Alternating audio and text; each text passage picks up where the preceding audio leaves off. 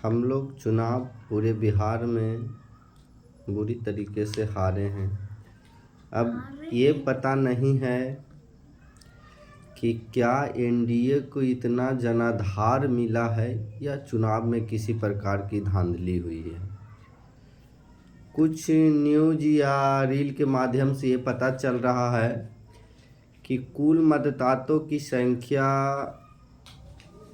7 करोड़ 42 लाख है और वोटर 7 करोड़ 45 लाख हो गया। कुछ इस तरह की बात है। यदि रियलिटी में चुनाव या मतदान की कहीं धांधली हुई है तब तो ये बहुत बड़ी बात है।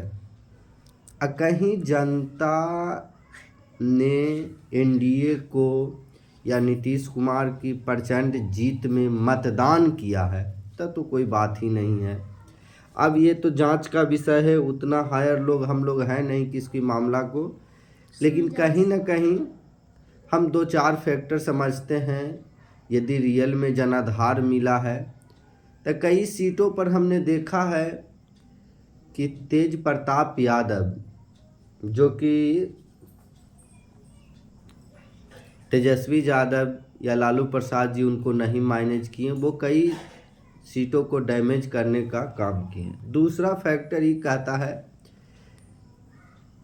कि हम लोग समझते थे कि मुसलमान लोग या और भी लोग हमारे साथ हैं, लेकिन उन्होंने अपनी दिलचस्पी ओवैसी में ही दिखाया। तीसरा, साहनी जी का चुनाव के पहले कि तेजस्वी यादव के बाद कोई पूरे बिहार में है तो सन ऑफ मला हम हैं, हमको डिप्टी सीएम चाहिए। चौथा, कांग्रेस में सीट के लेकर कुछ तालमेल में लेट से हुआ, माइंड बदला, कई कारण हो सकते हैं चुनाव हारने का। हम लोग हार तो स्वीकार करते हैं। हम अपने क्षेत्रीय फतुहा में तो चुनाव जीते हैं, रामानंद जी उनको बहुत बहुत बधाई हो। लेकिन जिस प्रकार से हमको लग रहा था कि पूरे बिहार में इस बार माइंडेड मिला है, बिहार सरकार के एक बदलाव की माइंडेड मिला है, जनता तेजस्वी के नेतृत्व में है, लेकिन जो रिजल्ट है वो साफ इसके विपरीत हो गया। जन स्वराज का भी कई से दावे थे, वो सब निष्फल रहा।